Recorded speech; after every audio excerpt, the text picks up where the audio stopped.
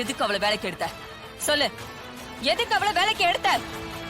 அத்த, அவங்க ரொம்ப பாவம். அவங்க புருஷன் கூட இல்ல, தனியா பிள்ளைங்களை வச்சு கஷ்டப்படுறதா சொன்னாங்க. ஜனமா வேண்டானதா சொன்னாங்க. நான் தான் இறக்கப்பட்டு அவங்கள வேலைக்கு சேர்த்தேன்.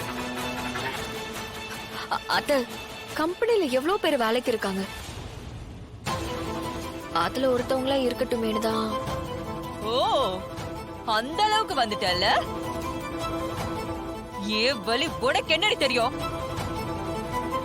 மாமா மாமான்னு நீ போய் பேசுறியா? அந்த மனுஷன் அவர் அந்த நிலைமைக்கு ஆளாக்குனதே அவ புருஷன் தான். என் வாழ்க்கை அழிச்சு என்னையும் என் பிள்ளைங்களையும் சின்ன பின்னமாக்கி இப்படி நிக்க வச்சிருக்கிறதுக்கு காரணமே அவங்கதான். ஜனாமா ஜனாமான்னு உயிரே விடுறியே, அவங்கள நிம்மதி இல்லாம ஆக்குனதும் அவதான். அவளுக்கு நீ வேலை கொடுத்திருக்க.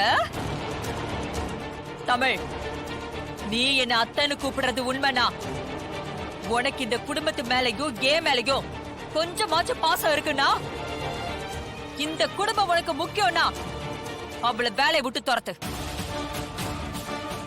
இனி அவ இந்த கம்பெனில இருக்க கூடாது. போ, முதல்ல சொன்னதை செய். அப்பாடா, மீனா இப்படி பேசுவான்னு கொஞ்சம் கூட நினைச்சு பார்க்கல. என் கூட பிறந்த ரத்தம் வச்ச இப்பவாவது உருப்படியா பேசுனீங்க. தமிழுக்கு அவளை வேலையை விட்டு துரத்துறதை விட வேற வழியே இல்லை. அத்த, என்ன மன்னிச்சிருங்க. எனக்கு இந்த குடும்பம் எவ்வளவு முக்கியமோ அதே மாதிரிதான் அந்த கம்பெனி. கம்பெனில இருக்கிற 1000 பேர்ல அவங்களும் ஒருத்தரா வேலை பார்க்கட்டும்.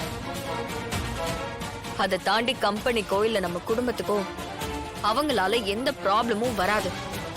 அதுக்கு நான் பொறுப்பு. அப்போ என் வார்த்தைக்கு மதிப்பு இல்லைல்ல?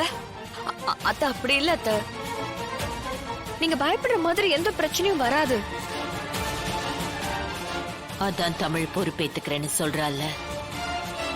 அவளால ஏதாவது பிரச்சனை வந்தா எந்த கேள்வியும் கேட்காம அவளை வெளியே அனுப்பிடணும் தமிழ்.